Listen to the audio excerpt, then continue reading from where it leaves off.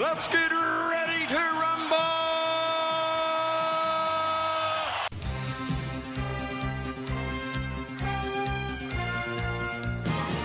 Hello and welcome to Netflix versus Cinema, the podcast that is seemingly having a permanent fourth host this week, with someone who's like making their voice heard very much. But we're happy. She's growing. My name is Tosin. I am the host, and I am based up in the Midlands in the UK. And joining me from the Isle of Wight, is it Isle of Wight? No, you're probably in Bournemouth. I'm still in Bournemouth. You're still in Bournemouth. Based on the films you've seen this week, I know that you must be in Bournemouth. Yes. It's Shaun Harris. Hello. And joining me from London, our London correspondent, after a couple of weeks' absence, is Holly Neslane. Hello. All right, cool. So this week, this is a week in which, we've just had a little bit of a picture quiz. If you've watched any of these things online, if you watch any of the snippets of the individual reviews that we post on YouTube or on Facebook, you notice that Shaun has had his visual picture behind him. We've had a bit of a picture quiz about what Shaun has about the film that Shaun brought up this week, and that related to the big release this week, which is Top Gun Maverick. And depending on where you live in the country, it might be the only new release this week, like where I live. So that's what I've seen. What have you guys seen in the cinema this week? Okay, well, I've seen Benediction. Yep. And I've seen The Road Dance. The Road Dance. Now, this is a friend of mine who knows that I'm into film, actually sent me a message saying, oh, what film should I go see? Should I go see this or should I go see The Road Dance? And I was like, what is The Road Dance? I haven't even heard of that. I didn't even know that was in cinemas. I haven't seen previews, haven't heard anything. I know nothing about The Road Dance, which in this day and age is quite an achievement for a film to get to cinemas without me knowing anything about it. So I'm looking forward to hearing about that. And so that's at cinemas. I have seen Top Gun Maverick. Holly, I've seen nothing in the cinema. Oh, then let us switch very quickly to Netflix and Friends. What have you seen on Netflix and Friends? I have seen Clarice and all series 1, 2, 3 and a bit of Derry Girls. Yep. Okay, cool. And something else that I can't remember. All right, cool. And Derry Girls. And so what we've done in this show is that usually we have 3 things at cinema and we put it against 3 things that we've seen at home. So we have whittled down. I mean, Derry Girls. It's so hard not to talk about that. But we have whittled. But you decided okay, I'm going to bring something forward. You're going to bring Clarice to the table. Clarice is going to be the big one you're going to talk about this week, and we'll talk a little bit about Derry Girls at the back. Maybe I'll watch the final episode of Derry Girls and we can talk about that next week. But and Shaun, what have you seen at home? Okay, I saw The Boys Diabolical on Amazon because you know what a big fan I am. What a big fan I am of The Boys. Of The Boys, yes, yeah. And this was like an animated series. It's like eight episodes, animated in different styles. So yeah, I managed to binge watch them. Yeah. All right, cool. So we got The Boys Diabolical on there. And at home, I saw something on Apple TV Plus because, let me give you a life hack for anybody who might have a Barclay card. If you have a Barclay card, Apple TV Barclay card are giving you 5 months free of Apple TV Plus. So if you have a Barclay card and you go into their website, if you either open one up or you already have an existing card, they will give you 5 months free of Apple TV Plus, because that was one of those things I was like, it's another thing. I can't pay for yet another streaming service. I'm not made of money. Then my wife said, oh, do you want it? They give me 5 months free. I was like, yes, because there's a whole bunch of shows on Apple TV Plus that I've been waiting to watch, but I haven't gone around to. There's some good stuff on Apple. There is some really good stuff. And I would like you to see Greyhound if you get a chance. I want to see all the Tom Hanks stuff on it, because the same way Adam Sandler seems to have a deal with Netflix, so he only ever makes stuff for Netflix now. It's the same way Tom Hanks seems to have a deal with Apple TV Plus, so he only ever makes stuff for Apple TV Plus. Because there's Greyhound, there's another film called Finch. About like a post-apocalyptic thing where he builds a robot to look after his dog that looks very intriguing. So yeah, Apple TV Plus has some really good stuff on it. I'm going to catch up with Ted Lasso, but anyway. So I saw something on it called Schmigadoon, which I've been waiting to watch for ages. Schmigadoon. The problem is that I feel like I need to talk about Schmigadoon with Sharon in the room, and Sharon is not here with us today because Sharon is the one who is going to get the genius of Schmigadoon with me. So as things are going, okay. My mind is racing at the moment, so I might put Schmigadoon on a back burner and bring something else to the fore. But Okay. or maybe bring one of the other things that we've spoken about. Maybe I'll tell you what. We'll talk about Derry Girls anyway. Yeah, we'll talk about Derry Girls. Switch Schmigadoon to next week, but let us kick off with the only place that we can kick off this week, because I remember a friend of mine. He's been on the podcast because in the middle of the lockdown, when we were doing this show, obviously we're called Netflix versus Cinema, and there was no cinema, so we couldn't have a cinema portion. So what we did is that we actually just started interviewing film buffs that we knew, film buffs that we know, and asking them questions. I think, Holly, you were one of the film buffs that we interviewed during that time, if I remember correctly. Yes, I was. And there's a friend of mine called Juan Guillory. You might remember him as the American dude. He's part of the Producers Guild of America. He's actually like into that whole world, attends the Oscars, all that kind of stuff. And I remember that. Hang on, where was I going with this? Where was I going with this? What were we talking about? That sounded like you. That sounded like you, Toes. You're normally. Yeah, no, sorry. If you might see me on the things at the moment, I've got really, really red eyes because I have a bout of conjunctivitis that I have received from my daughter, and it's kind of throwing me off. But anyway, right, Juwan asked me a question, but I cannot remember where it was. But anyway, I'm gonna listen back to this and be like, that's where I was going. But anyway. But anyway, Juwan, he also got in touch with me a while back, and it was funny because with the first one that we seen this week, which was like, Top Gun. Oh no, that was the question. Oh, this is going to be so random for anybody listening to this. That is not in my head right now. And Juwan asked me once. He asked me, who do you think are the bona fide movie stars that we have left today? Like, you know how in the days you used to have Clark Gable and people who you could bank on their name to open a film. And I remember at that time I was like, I think there's only really two. I could think of Tom Cruise and Tom Hanks. And this is evidence. Like, Tom Cruise is the big star this week. Here's the thing, because all you really need, everything with this film has Tom Cruise, and then the title of the film is like Tom Cruise, Top Gun Maverick. Even the way the film starts, it has his name on quite early on. That it has the name of the film and then it has everybody else, because for better or worse, for whatever people say about him, Tom Cruise is one of the last bona fide movie stars who you can just put in a film and be like, yeah, his face will sell this film. So that's why we are left with Top Gun Maverick. And okay, Holly has a quizzical look on her face because she's beginning to think, who else's face could sell a film? Yeah. Yeah, and think about it. Let's have this. You can have this as a quiz running throughout the whole show. Which other movie star's face could sell a film besides Tom Cruise? Meryl Streep. Now you see Meryl Streep. I think her face could sell a film to a certain crowd. Yeah. Like, I was a bit like that. See, I was going to say Brad Pitt, but again, I think you're right. That would be a certain crowd. Yeah. Yes, I think there's some that are not anymore as well. So how do you mean?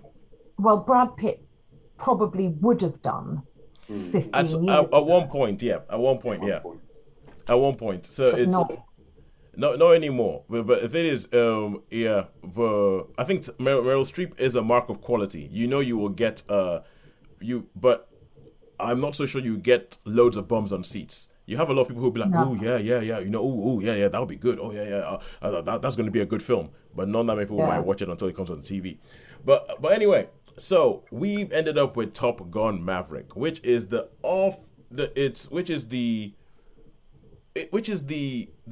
much belated sequel to Top Gun, the 1980s movie.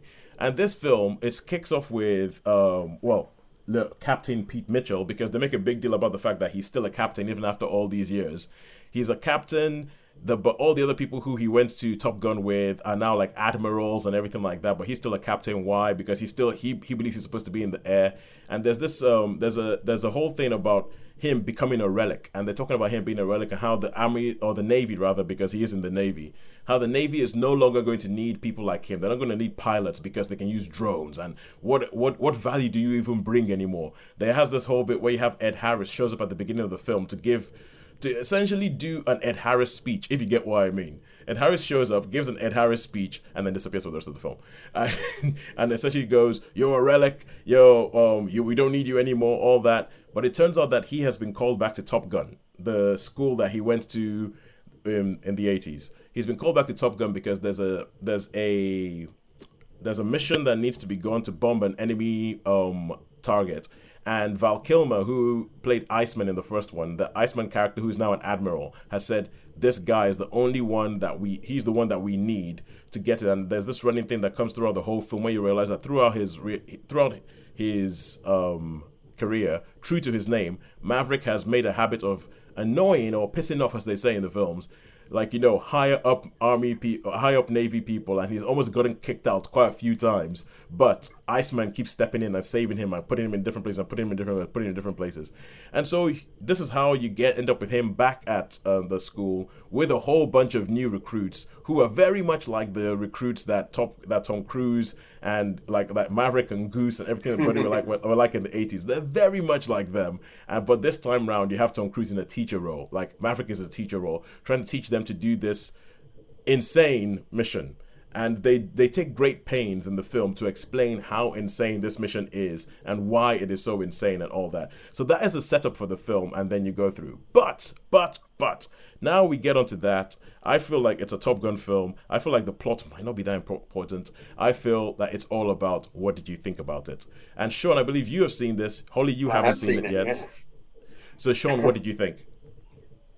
Do you really want to know what I thought about this? Okay. That is why we're here. That is why we're here, Shaun.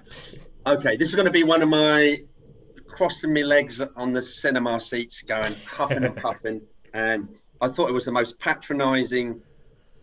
So patronising. Cruise, those little looks to the side, those looks was just not convincing. It was. I was almost gnashing my teeth with like, you know what I mean? He's trying to act. He cannot act. The man cannot act. He's absolutely awful, right? He looks to the side. There's supposed to be an emotional scene. You're like, Tom, you're acting, man. I can see that's acting. I do not believe that. And then it's got the smoky team building exercises with like the, you know, a bit of slow-mo in there. It goes all the way back to, you know, almost identical shots from the 19. I mean, I've got to be honest, I was never really sort of invested in the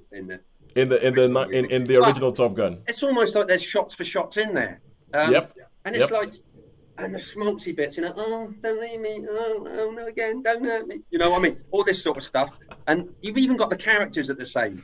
You know, the guy, I forget the guy's name, who's supposed to be Maverick, isn't it? You know what I mean? One of the... Oh, yeah. The guy, he's like big grin, Hangman. big cheesy grin, all that. Hangman, yeah. Hangman, yeah. You've got Hangman, and then Hangman played by Glenn Powell. You got the lady pilot that I don't know if they had a lady pilot in the original. They did not have a lady pilot in the original. No, so that's a lady pilot, which just like that's one of the nods to. That's one of the nods to look progression. Yeah, look. We have a lady pilot.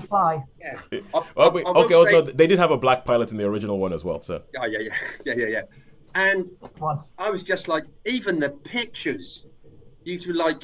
You know what I mean? And the picture of Val Kilmer, you know what I mean? With the Admiral picture. The Admiral picture. That was like, come on, man, you got to be kidding me, right? And I mean, to be fair, the action scenes were really good, and I don't think there was any CGI in this. I mean, the action scenes were pretty cool. A bit.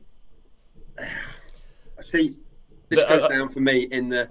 Not quite as bad, but this goes into the Fast and Furious camp with some of the things that happened. Yeah, I mean, all the stuff in the air was genuine, which was pretty cool.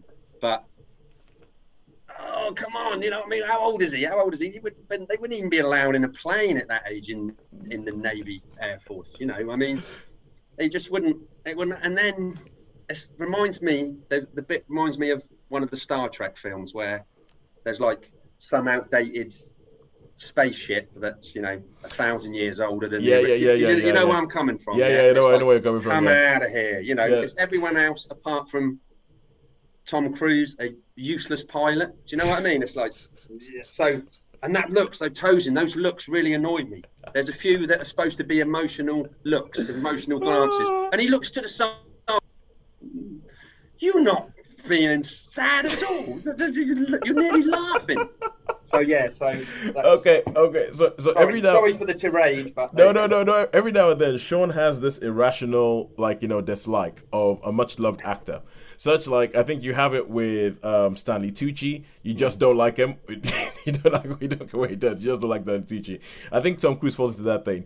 And my brother I think we had this conversation. If he's got a good director, yes, Tom Cruise can make a good film. We've had this conversation before, but if he's just let go to do what he wants to do, if he's in charge, and like my brother has this thing against Tom Cruise because he's always the hero. Whatever happens, no matter how I can't do that. It is like he's always the hero. It's like no matter how implausible it is, he's going to be the hero. He's going to be the one who doesn't die. And it's like my brother. That's why my brother loved Edge of Tomorrow, because he got to see Tom Cruise die a lot, and.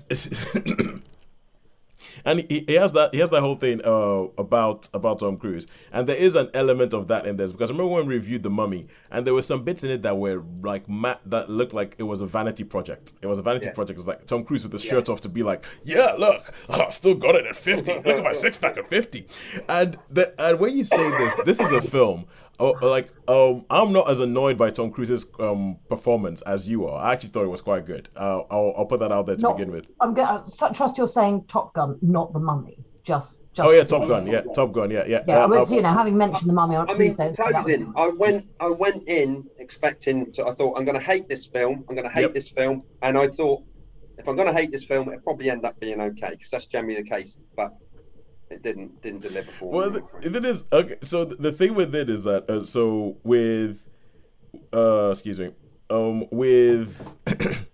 I wasn't that annoyed by his performance. I personally thought he was quite good. However, there's some things about this film, because this film starts in exactly the same way that the 1980s movie starts. It starts with. I mean, I'm like, okay, so Shaun, I'm with you. I personally feel like the 1980s Top Gun is overrated. I feel like it is a lot more of a cultural point than it is a good film. It's one of these things that, like, because I remember thinking, like, it's one of the things that, like, because we always have this joke with me and my wife that she doesn't really know much about pop culture. So I'm kind of like, okay, cool. I got to teach her about pop culture. Part of my job in this relationship is to introduce to pop culture things. So one of those things is Top Gun. She had never seen Top Gun, so we went, oh wow, we got to see it. We went out to a friend's house and we watched Top Gun. And I was watching it like, with whatever it was, 30-something-year-old eyes at that time, when I was going, actually, this isn't really. As a film, it isn't that good. What are they doing? What is the point? I challenge anybody to tell me what the point of the original Top Gun is. What are they actually doing in that film? It's kind of like, from a story perspective, I don't think it's that great. So this film starts off with pretty much like the same blurb on screen. Yeah. They pretty much recreate, with a couple of tweaks, the opening sequence of Top Gun. It's exactly the same music. It's exactly the same music. But it's a couple of tweaks to kind of show you that, okay, things have moved on a bit, and technology has moved on a bit, and the planes have moved on a bit, and all that. But there are bits where, this is and you have, because we're having a lot of legacy sequels. We're having a lot of legacy sequels where you have like Scream. It's like and the legacy sequels, the last film was made decades ago, and now we're making another one. This was made multiple decades ago. They're making another one, and there's some shots in it that you can see this is being made for fans of the original. The fact that his love interest, played by Jennifer Connelly in this film, seems to live in the exact same house that his love interest from the 80s film lives in. And I was watching it going, hang on, I remember him going around that corner on that motorbike. That was like in the 80s film. Is that the same house? Does she live in this? Are we not going to mention the fact that she's in the same house? Or is she supposed to be the same character? Because no, that doesn't make any sense. She would not be the same character. They have totally different names. There are bits like when you talk about the new lot of pilots reflecting the old lot of pilots. There's a scene where they get introduced to Tom Cruise as their teacher. That is almost exactly the same scene as when Kelly McGillis gets introduced as Charlie, the teacher in the original Top Gun. It's almost exactly the same thing. Almost like there was an altercation at a bar the night before. Almost exactly the same thing. Yeah. So, can you explain what happened to Kelly McGillis? No. because there's a whole bunch of things that they don't explain, and the thing about this is that the original Top Gun is a very much a boys' own adventure film. It's kind of like, you know, when you used to get the Commando comics about World War II. The original Top Gun film was like a Commando comic come to life. And I think this is exactly the same thing. So there's a whole bunch of people who they either don't explain where they've gone to from the first film, or they've killed off screen. And it's usually the women, because it's a boys' own adventure. They're very, very disposable, just to be clear. Yeah, and the thing is, and if it wasn't for history and real life and what had happened and the way women have been treated in Hollywood, it would be okay to have a boys' own adventure film. But it's a bit of a thing. So obviously the original Top Gun is famous for its beach volleyball scene. It's like, you know, everybody goes, oh, one of the most homoerotic scenes in film history. Yeah, like the beach volleyball scene. And they do have a version of that here. And when you come to the vanity thing, there's a bit of it that I was like, Tom Cruise wanted. Well, I don't know if this is the case, but this is just kind of like the narrative that sort of follows Tom Cruise around, where it looks like for all the world, it's him running around a beach with guys who are half his age with his shirt off to show that he still got it. and it's so weird. Although I have to say, they have Miles Teller. Miles Teller shows up as Rooster, who is the son of Tom Cruise's partner in the first one, of the Anthony Edwards character. And I think that storyline is hackneyed, but I quite liked it. It's hackneyed, but I quite liked it. And but I have to say, a word for Lewis Pullman. Lewis Pullman, who is the son of Bill Pullman, who plays a character called Bob in this. I quite like them. I mean, the plot that he's brilliant. He was in one of my favourite films, Bad Times at the El Royale. Yeah, Bad Times at the yeah. Lewis Pullman was one of the best bits of the movie. Yeah, Lewis Pullman is very good. And the mission that they're doing. Okay, cool. We've been talking about this one for 10 minutes, but the mission that they've been doing, that they have to do in this film, it is once they explain the mission and what they had to do, I was just looking going, Star Wars. That's A New Hope. I was like, Tosin, yeah. Yes. I was like, that's A New Hope. Exactly. But I have to say, with all that being said, as a film, I think it is an improvement on the 80s one. So the 80s one is one of those films where I had to come to that. I don't think it's that good a film, but you're not allowed to say that because there's a whole bunch of people who are going to come after you. So with this one, I think it's an improvement on that one. You actually know what's going on. It's clear why they're doing what they're doing. And I have to say, Val Kilmer shows up in the film, and that is actually quite when you know what's actually happening with Val Kilmer in real life and how he's had the cancer and how he doesn't have a voice anymore. The scene with Val Kilmer, I actually found quite touching. I found the scene with Val Kilmer quite touching. I thought it was, because it might be the last time we see him on the cinema screen, and I thought that was quite good. I thought that was quite good. I mean, all in all, I would give this 3 out of 5. But as I started off talking about Juwan, my friend Juwan Guillory, and I'll tell you about how delayed this film is. I'm looking at my phone, and on the 16th of August, 2020. Bearing in mind, this guy is a member of the Producers Guild of America, and they get a chance to sort of like go to screenings and see things before they're ever released. And this was round about when this film was supposed to be released, 16th of July 2020, 21 months ago. He sent me a message saying, Top Gun Maverick is overrated if you're not seduced by American patriotism. Bear in mind, he's an American. He's like, if you're included to be seduced by rah, rah, rah, USA, you'll love the film. And that is true, because there's an underlying thing in there that I can't run away from. Because they only ever refer to the antagonist in this film as the enemy. They are nameless. It's a nameless, faceless country with nameless, faceless pilots in nameless, faceless planes, which they, and it's kind of like they invest a lot to let you think that, oh my God, if an American gets blown up, think about his family. What are you going to say to their family back home? Oh my God, it's the worst thing in the world if an American gets blown up. And then they just go blow up these guys from this nameless, faceless country, and they're like, yeah, whatever, yeah, it doesn't matter, they weren't American. And that's, I'm kind of like, even in the original Top Gun, that always worried me that I'm gonna just blame them. It's like, aren't those people too? Aren't they human beings too? And even the masks, they wear masks. Like, okay, the Americans all have masks where you can see their faces. The enemy only have masks in which you don't see their faces. And It just They're the TIE fighters, aren't they? They're the TIE fighters. exactly. You know? And going back to the Star Wars thing, they look like the guys who fly the TIE fighters in that bit where they're going down the Death Star run. They look, and it's. And for me, I'm like, yeah, it is a bit rah rah rah America. It's a bit kind of like America great, everybody else sucks, and and I was surprised that they stuck with that. They stuck with that. But if you can close your mind to that, and if you just wanted to have like a Saturday afternoon boys on adventure, you would like this film. And I think a lot of people who are loving this film are doing exactly that. So I would give it a 3 out of 5. Shaun, how many stars have you taken? Okay, I really wanted to like this, Toes. I really wanted to like it. I went in thinking I'm going to give it my best shot. I'm going to really, really like it. I love the P-51 Mustang in it. To me, that was the best scene in the movie when he takes the what was the name of Goose's son? I can't remember what he's called. Rooster. Rooster, yeah, Rooster makes sense. So when I went so. They do a lot of work to make him look like Goose though. They really do. That is the one thing. But I don't rate that. His name's Miles something. Miles Teller, yeah. But no, for me personally, it got me antsy in my seat. If I was like, I got I actually sat in there because where the cinema screen is, the ones where you can sit with a disabled one. If you've got someone who was disabled. So you have more space, yeah. And I sat there and I was like. I'm glad I was because I was like crossing my legs and going, no, please. That's a telltale sign when Shaun doesn't like a film. From the bottom of my heart, and I do apologise to people who invested in Top Gun, but I'm only going to give it a 2.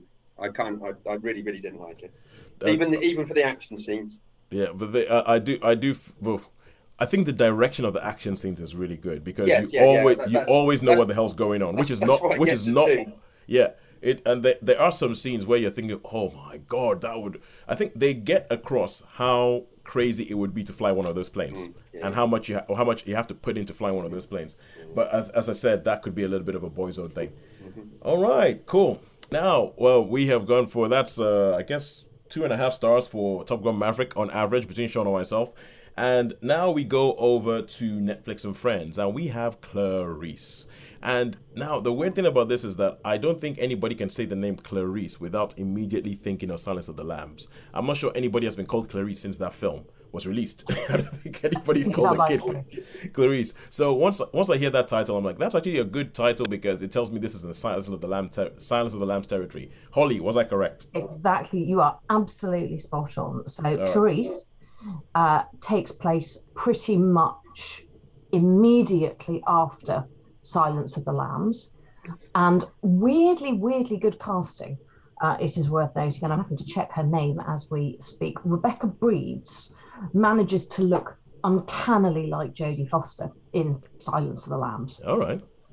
It is a 13-part series, which begins with Clarice having, trying to recover and get on with her life post Silence of the Lambs. Yeah. And this working with Hannibal Lecter to hunt down the awful serial killer.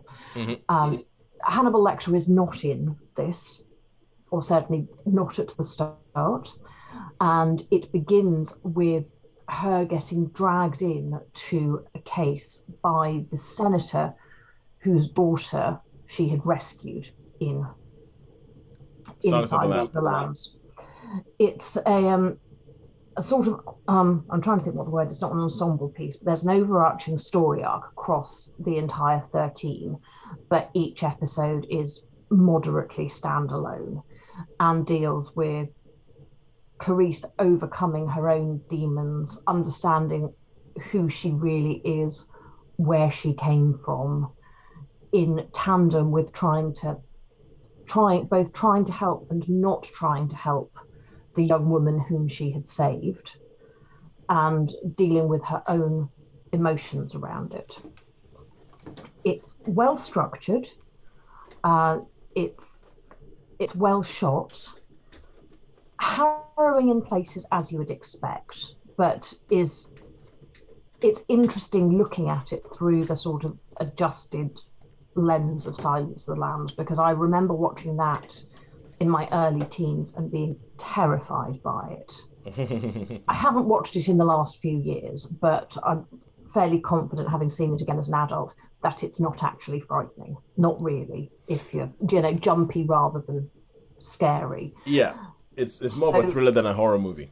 Yes. So whereas I think when it came out, one was sort of encouraged to think of it as a horror, which it probably was by the times, but isn't now.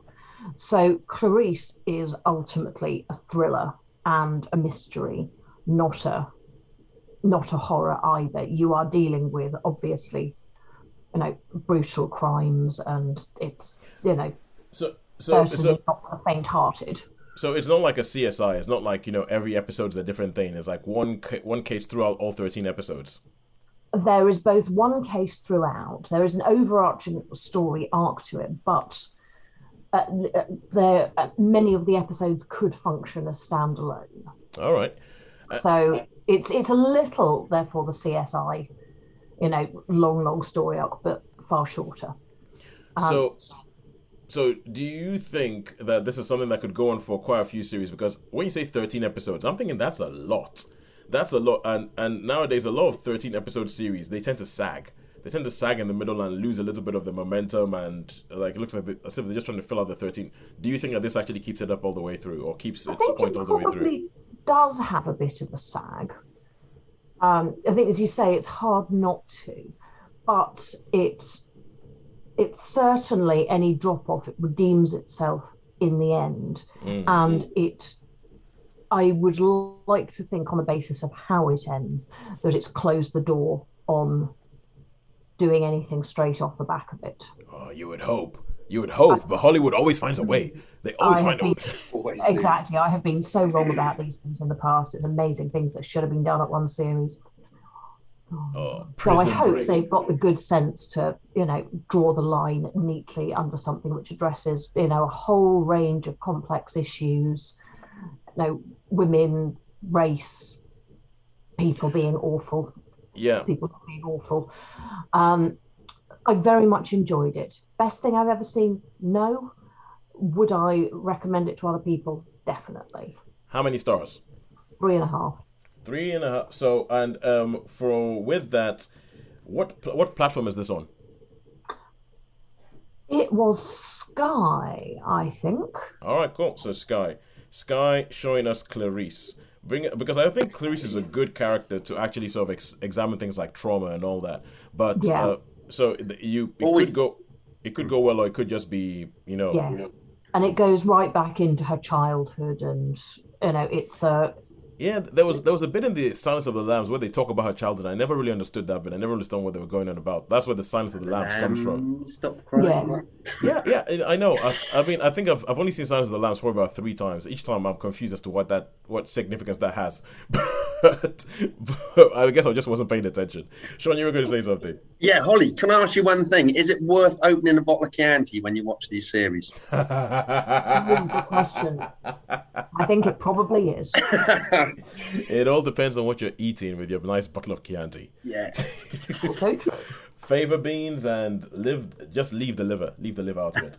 Okay, cool. So now we go back to films. We go back to cinema. We go back to cinema with Benediction, which Shaun, of course, once again showing us your very, very helpful addiction to the big screen. You've seen Benediction.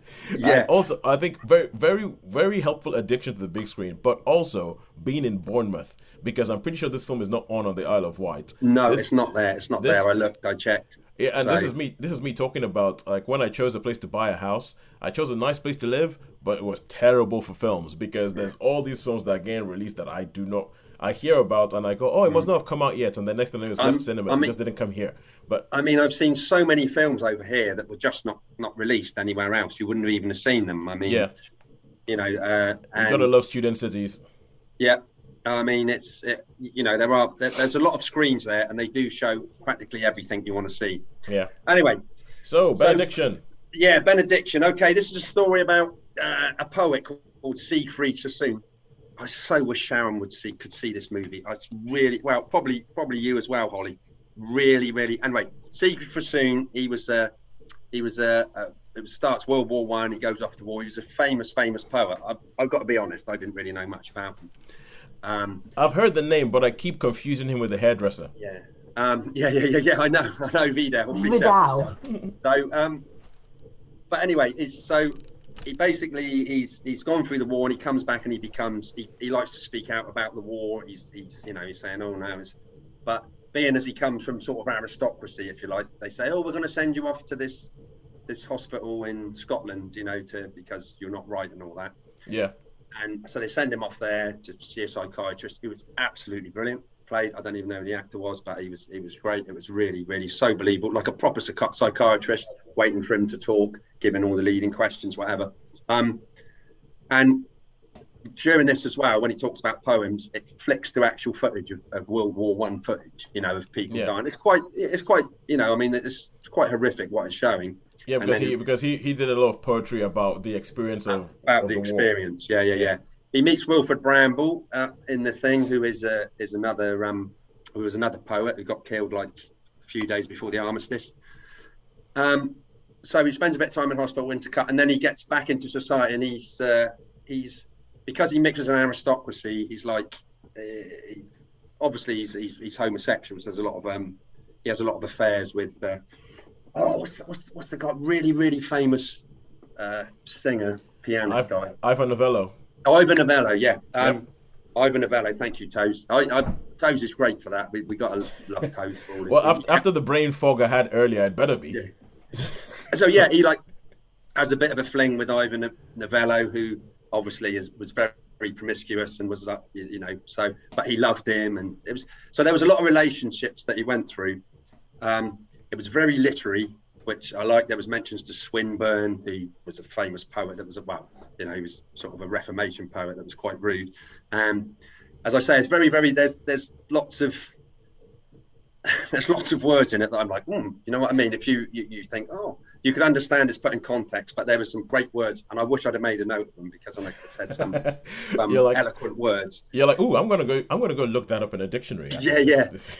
And obviously, being in that society, people are very, very clever at, shall we say, being really, really catty, but not in a nasty way. You know what I mean? Oh, you all right there? Do you know what I mean? All very Noel Coward. That's very harsh, darling. You know what I mean? And things like that. It's very so. And it's there's things about theatre. I'm really, really pleased I actually saw the movies, because the chances are I wouldn't have bothered. Do you know what I mean? If it had been, you could probably wait for it to come on TV, because it wasn't like it wasn't cinematic. It's not a see on the biggest screen you can find. Yeah, and it's not like massive sweeping wildebeest across the plain sort of thing. Thousands of them. It's more, as I say, but. I'm really glad that I saw this one at the pictures, because it was a real surprise. I mean, I thought I'd see these films because it's nice to see them all. Yeah. And I found this really, really quite interesting. I mean, it's quite a long film, but it didn't feel long. Mm-hmm. I really liked the interaction between, especially the catty nastiness. You know what I mean? It's like, I wish sometimes I could put people down like that. Oh yes, leave the key on the floor, darling, will you? Thank you. You know what I mean? Oh, he wouldn't be so. That's that type of thing. Yeah. Okay. So the thing is, just one quick question before you give it a star rating. Because it's a film. I know it's directed by Terence Davis, who he tends to do films that.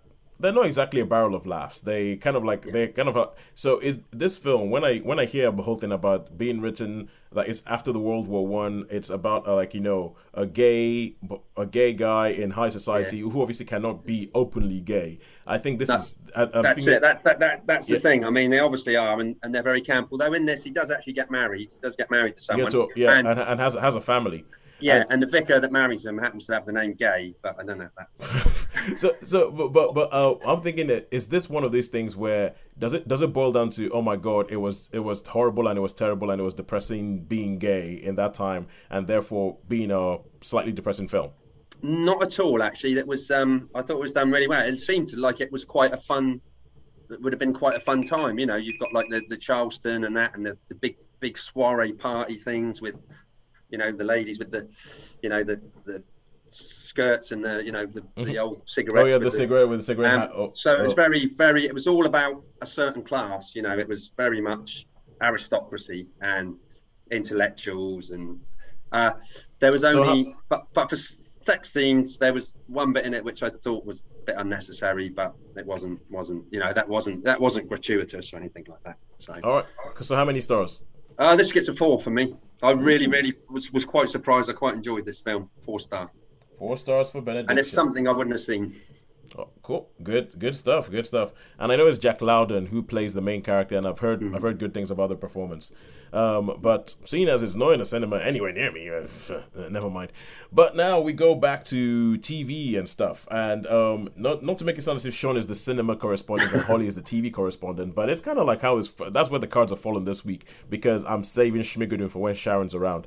And so we go back to Derry Girls. So Derry Girls, the brilliant Northern Ireland comedy, is come to an end. It has come to a final because unlike some American shows, this one actually knows when to end. So season 3 is the final season. It ended earlier this week. And so Holly, from what I understood, you watched seasons 1 and 2. Had you watched them previously, or did you watch them purely in preparation to catch up with season 3 before it ended? I started them on Saturday evening, and I finished series 3 on Sunday evening.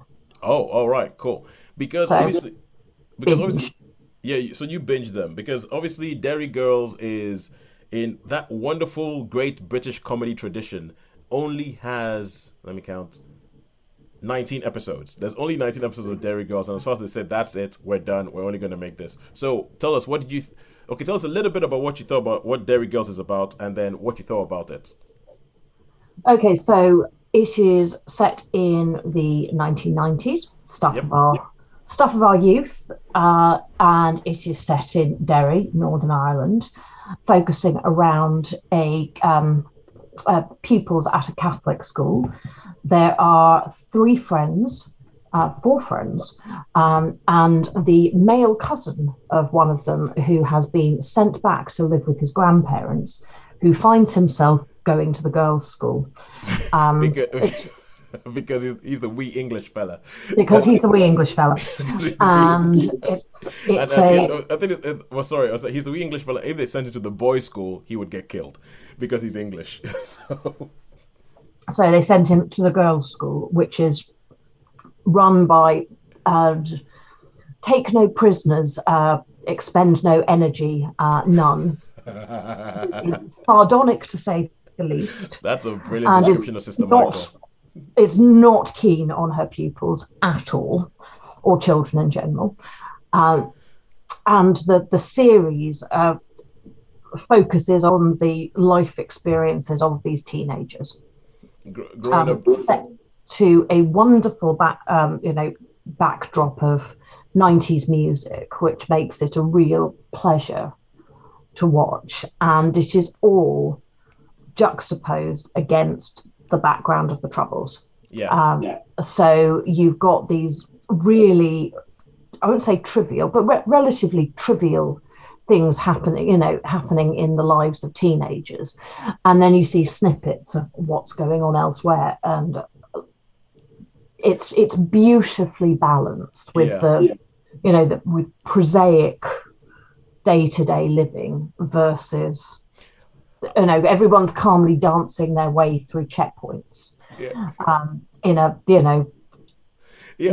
think that's the genius of Derry Girls. I feel like it's the fact that it says even though there's things like the Troubles going on which were not fun. I mean, that's a stupid understatement, but it shows that life still had to go on. People still had to be teenagers. People still had to go through all these different things, even though you had all the Troubles going on. So so with Derry Girls. So what do you think of Derry Girls? Tell us about that.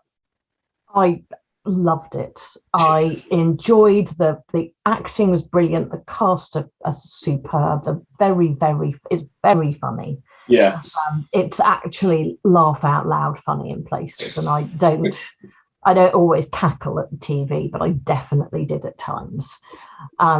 It's beautifully done. It's so poignant in places where you see that amazing juxtaposition. It pulls at the heartstrings, but not in a schmaltzy way. Yep. I can't believe how late I am to the party with it, seeing as it seems like almost everyone I know has already seen all of it. So, but I enjoyed, therefore, being able to watch it all through. And I'll rewatch basically anything, but I will very happily rewatch it because I thought it was so special. I'll tell you what, I think you said that the thing about Derry Girls is that, laugh out loud funny. I totally agree, it's laugh out loud funny. But it's also quote and requotable funny. Like there's things in Derry Girls that we probably saw about a year ago, because I think my wife and I started watching it during the pandemic, and we will quote to each other now, and just quoting it has us in stitches again. It's actually I know that so obviously this is a review of the entire season of Derry. Think about that. 3 seasons of Derry Girls is almost as long as 1 season of Clarice. Just think about that. And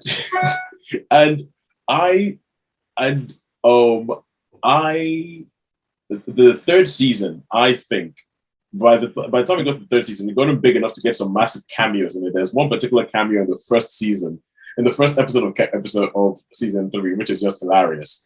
But I do feel like a little bit like the third season, I was not connecting with as much as the earlier 2 seasons. I feel like there was always this sense of like, it's ending, and there's some things that gets rushed, and there's some characters who haven't really been.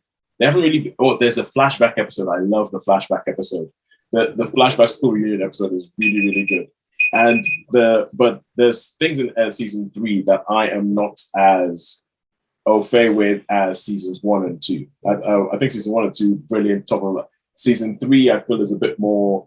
I don't feel like the gag rate is as high. But this is not my review; it's yours. How many stars would you give it? I think that's a fair statement. But there is, unsurprisingly, the last episode is focused around a particularly significant moment in the history of Northern Ireland. I'll just throw that out there and see if anybody can figure out what that might be. Yeah, which obviously is impeccably timed given the state of the world at present. And Northern Ireland. And it I found, for me, it captured it brilliantly. And it's so much a memory of all of our lives. So I wonder what it would be like seeing that if you were 20 years younger. I don't know whether or not it would resonate in quite the same way, because it wasn't. And some of it, no, I'm overrunning it, but some of it does have personal feels, having, lived places where we've had to have our car, underneath the car swept for bombs when you went into buildings. Being a West Londoner where, we remember, the IRA blowing things up. And my friends remember their families being Irish and being worried about speaking, lest people assumed they were terrorists. So this is it's quite sort of integral to life of someone in their 40s. So yes, I don't know how it would resonate with somebody much younger who didn't have the memories of it. But given the rave reviews it's had, I'm guessing it seems to land well with everyone. Yeah. So okay, sure. Shaun, you want to say something? I was just going to ask. Are you going to say anything about 71? Well, they take it away. You must read my mind. I was just going to say, Holly, have you seen 71? I have not. Okay. Okay, cool. Yeah. So it's what it's essentially it. Start at the start of the Troubles. It's the start. It's Shaun's top 3 films. Shaun's top 3 films at it forward. But speaking of somebody who wasn't living in the UK during the 90s, and somebody who is continuously baffled by the Troubles and why and how and what, and I think it's Derry Girls actually acts like quite a good historical document. So give you give you something past the BBC news reports into what this was actually all about. Like the fact that there's an episode where they have to go to Port Rush, and they go to Port Rush because it has all the best sort of theme park rides, even though it's an area that it's full money with Protestants and the Catholics don't really go there. There's one episode where they're going from Northern Ireland to the Republic of Ireland. And I think in all these things, Derry Girls has explained a little bit more to me, more than a lot of documentaries, as to what exactly the deal was with Ireland and what was going in there. So I think it's a brilliant show. So how many stars would you give Derry Girls, Polly? I think it's 5. Yeah, and my thoughts about the third season apart, I think overall I would have to agree with you. And I can't wait to hear offline what you think about the final episode when you watch it. When I finally watch it, because I've seen all but the final episode of Derry Girls, so I'll see that. And now we go back to our cinema correspondent with the film that I didn't even know was around. I know absolutely nothing about this film because it seems that it's not in many cinemas. It's only in cinemas by people who, really, really love cinema. The kind of people who think, oh yeah, it was so much better when it was a 35mm film. So apparently, highbrow people, my dear, highbrow people. I should imagine this, the kind of people who live in Bournemouth. Yeah, I should imagine this would probably be on film 4 very soon. But all right, so the road dance, Shaun. What the hell is the road this? dance? Okay, so I'll give you a brief synopsis. I thought, do I really want to go and see this film? I was thinking Catherine Cookson. You know what I mean? The beggar's wife or whatever they call them. Anyway, the story takes part in the Outer Hebrides, tip of Scotland, and it's just the World War One's sort of kicked off, and it shows the first bit, shows the village life, if you like, of just potatoes. This particular family, there's 2 girls and the mum, and their father's died, and one of the girls is particularly nice looking. Can't really remember her name now, but she has a little thing with someone who's been in the war as a correspondent, and there's like a little bit of a love triangle. You think, oh, this is any whatever, and then they get the call up, and it's called like the PALS battalions, where like all the young lads on the island gonna go off to war. So they decide to have this big party called a road dance. I'm gonna say, where is this? Where's this set? Or when is this set rather? In the Outer Hebrides. So it's set 1914. Okay, so it's gotcha. just the outbreak, sort of the outbreak of the war. Everybody's so they've all been conscripted to go to war. Yeah. So all the families, all the young lads, they've all been conscripted to go to war. So they say, right, okay, we'll see them off with this road dance, which is like basically a party, and they got the old accordions and the play, and they have a good dance. And this particular girl, where there's this, where you think's a love triangle, she wanders off to go to the loo, and something particularly nasty happens. So it sort of changes from a Catherine Cookson-y novelty type thing to something happens, and she basically, I think probably the story anyway. So something happens. She goes to the doctors. The doctor patches her up and all that, and she actually starts through the film that all the boys have gone off, and then she actually finds out that she's pregnant. So, but she tries to hide it, and having the work that I've done before, you can see why people want to try and hide the point of having because in a small community like that, you're going to be like, oh, it was a. Yeah. So she sort of wraps the tummy, and she still goes to work, and gradually the boys are being killed, and the telegrams are coming, and what have you, and all that. And finally, it comes to the point where, she's basically going to have the baby, and it's obviously early, premature. It's a bit harrowing. And the story goes, so it's quite good in the way that you think, well, who could it be? Who could have done the nasty deed? Who would have been the person that had done the nasty deed? And so you got about, obviously some of these have gone off to war. What's going to happen? Yeah. And a boy gets killed, and you think, oh well, what they do is say, oh well, anyway. And there's a local constable, and he says, I've got to find this. I need to investigate, because the baby actually dies, and they find it. And one thing and another. Yeah. Okay. So Shaun, you're not giving us the whole film here, are you?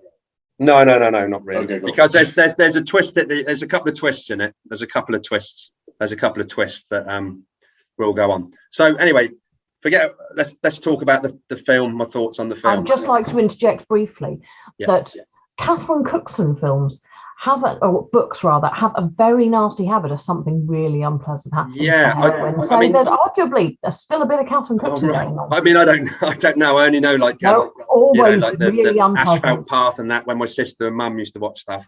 So it's not really my bag. But the film, the actual scenery in the film was shot absolutely. I mean, it's beautifully shot. Reminds me a bit of Malick films, you know. Oh yeah. With the, but it's very much coastal. Focusing on nature loads, rock formations, and the old waves coming in, and what have you, and things like that. For a film, but the acting, right? I mean, and I'm big on this. I'm big. It's like I was saying about Cruise can't act to save his life. Yeah, you've got the stars, because I've always believed this. You've got stars and you've got actors. You've got people that are stars that play themselves. John Wayne, whatever, Burt Lancaster, same character, just playing for the film. And then you've got people who can act. In this, every single one of the actors was absolutely brilliant. I actually believed them totally. There was no shall we say, I didn't think, I can't believe you. You know, I can't believe you wouldn't do that. The things that went on, yes, things that went on, quite harrowing, some of them, but believable. What they tried to do to cover it up, what they tried to do to this things, the people that you think, why is he doing that? And the little sort of twists and turns, and because I mean, there's a lot of red herrings, if you will. So it's that sort of film. Was that the beeper? That is the beeper. Okay, so yes, surprisingly enough, I enjoyed this movie quite a lot. It was much better than I thought it was going to be. I thought it was beautifully shot. It convinced me. Yes, it's got some harrowing moments. So I would give this a 4-star as well. So that's two surprises, two films that I wouldn't have gone and seen necessarily, and I probably wouldn't have even given them the time of day if they'd have been on a streaming platform or TV. I really enjoyed, and that's cinema. And I'm glad I watched them at the cinema as well, because probably with like Benediction, I probably would have been a bit in and out. If I'd seen it at home, do you know what I mean? But there I could pick up everything. So yeah, so that's another 4-star. So it sounds like, you had yourself a good week. I had a good week, yes, good week. So sorry, I missed the number of stars. How many stars did you give it? 4. 4 stars. Oh wow, I like this. After a couple of weeks, cinema is coming out punching, and not with the films you think it would. It's like, look at that. You see Maverick. The smaller films are coming up and saving your bacon. Yes. So, all right, cool. So that is 4 stars for The Road Dance, which is, my word, it's not even showing in Birmingham. This film is beat. It's not even showing in Birmingham. The closest place to me that I can find to watch it is 13 miles away in Dudley. But anyway, leaving that to the side, we now go to our final film of the, and this is not that many places near me either, I should add. Yeah, it's kind of like a film that seems like it's almost being ignored. Let's see. So Shaun is not just our film correspondent. Shaun's decided, you know what? I'm gonna get a little bit of that Netflix love as well. He's like, oh, why should I only watch things in cinemas? I'm gonna go and watch stuff on Netflix. So Shaun, you saw The Boys, Diabolical. Yes. Diabolical. Yes, indeed. You saw The Boys, Diabolical on Amazon Prime. Tell us about this. Amazon Prime.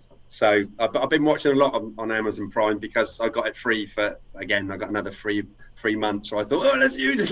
Hence, I rewatched a lot of, like I said to you, I rewatched a lot of my other stuff that's on there, which is like, brilliant. Anyway, The Boys, I love The Boys series. And this is a series of 8 animated, related to The Boys. Well, most of them are related to The Boys. They're all about set in the world of The Boys. Yeah, set in the world of The Boys. So Vought is like this company that makes drugs, which makes soups, which makes superheroes. So So you've got this series of eight animated. Some are done manga. Well, a lot of them are done manga style. One of them is done. The first one, Baby's Day Out, is actually done like a Warner Brothers thing. Yeah? It's done like a Warner Brothers Tex Avery type of cartoon. Yes, right? it is. So that's the first one. You know, it's like a comedy of errors, but with if you've ever seen The Boys, the TV series, which is people fighting against superheroes in very graphic detail. It has like, imagine if you had like a Bugs Bunny cartoon with graphic detail. Yes, very, very, very incredibly graphic. I must say, this series is really adult themes.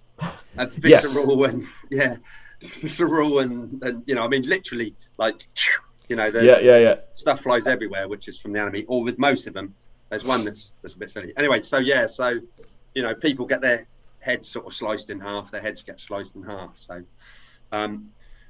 now this was a series, and there was most of the episodes were good. Some of them are actually related to the Boys TV series. So you've actually got Homelander in there, you know, which and they were quite good. It was quite related. Some of the others not quite so much. This varied. The episodes varied with the 8, and I gave each one a separate rating and then averaged it up. So yeah, I agree with you. I agree with because I've seen this. Oh, you've watched it? I've seen Diabolical, and you're right. The episodes do vary. It's a bit similar to another show which is coming back for a 3rd season, Shaun. Love, Death and Robots.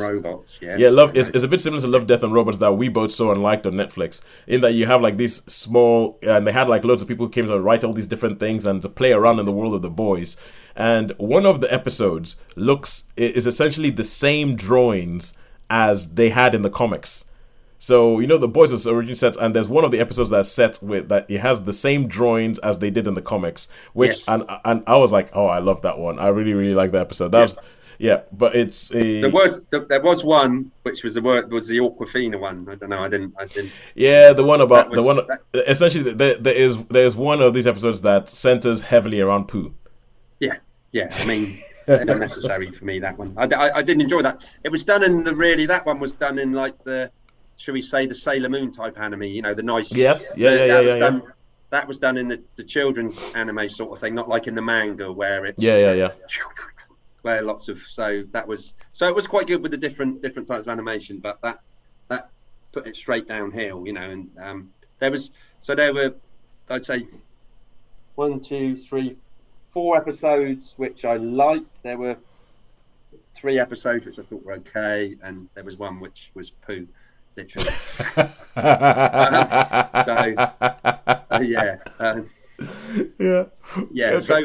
So how many stars did you give it overall? Okay, well, it came out an average. I averaged it all out the stars I got, and it came out at 3.75. So I don't know whether you want to call that. I don't know whether you want to call that a 3 or a 4. It's nearer to 4, isn't it? It is nearer to 4. It is nearer to 4. So I'd like to do one time. I think we did with the Love, Death and Robots. We did the individual episodes. Maybe we did the individual episodes. We do each individual. Unfortunately, we are running out of time right now. Yeah, we've got no time. I know. We've got no time, but maybe next week we could have a bit where we go through the Boys Diabolical episode by episode and give each one of them its individual rating. So Boys Diabolical, I'm going to go. We're gonna put 3.75 actually comes out. Right. So with that, but yeah, because. Shaun, you haven't read the comics, right? You haven't read the original comics? No, I haven't read the originals, no. All right, well, because the episode where they have the drawings as they look like in the comics, where they have Simon Pegg voicing the character of Huey. And Huey's original look was inspired by Simon Pegg in Spaced. Right. So when you read the comics, you're like, that's Simon Pegg. And they had Jason Isaacs voicing Billy Butcher. They had Jason... and I think because it's animated, there's some of these that could get closer to the spirit of the comics than the TV show can. Yes. And like exactly how they do things and how they go around drugging superheroes and all that kind of stuff. But anyway, so all that's left to say is who do you think has won this week? Netflix or cinema? It's an interesting one. I think I don't know. I don't know. This is probably the toughest call we've had. I'm trying to work it out in my head. I think this is one of the toughest ones we've had ever. I think that one way or the other. I think if I didn't have the numbers in a spreadsheet being calculated in front of me, I think I would struggle this week. I think I'll just go like that was round about the same. I'm going to say that because our average of top one wouldn't have been so good, so I'm going to say maybe. It depends. What did you give? The Diabolical? What did you give Diabolical? Oh no, I didn't give it anything. It's your review. It's your review that I just crashed. So what do we want to say with 3.75? Because that can make a difference. So we're going to call it 3.5. Or we're going to call it 4. I put it in as 3.75. It's a spreadsheet. 3.75. Okay, that's good. So I reckon it's a spreadsheet that can handle it. I reckon it'll be. I don't know. Netflix, I think, possibly might flick it with Derry Girl, Big 5 for Derry Girls. Yeah. And Top Gun. What? So Holly, are you agreeing? I think yeah. And you would both be right. Netflix and Friends takes it. And before we get kicked off our Zoom call, we just have enough time to say thank you for joining us this week. It is a goodbye from me. A goodbye from me. And a goodbye from me. Thank you very much for joining us.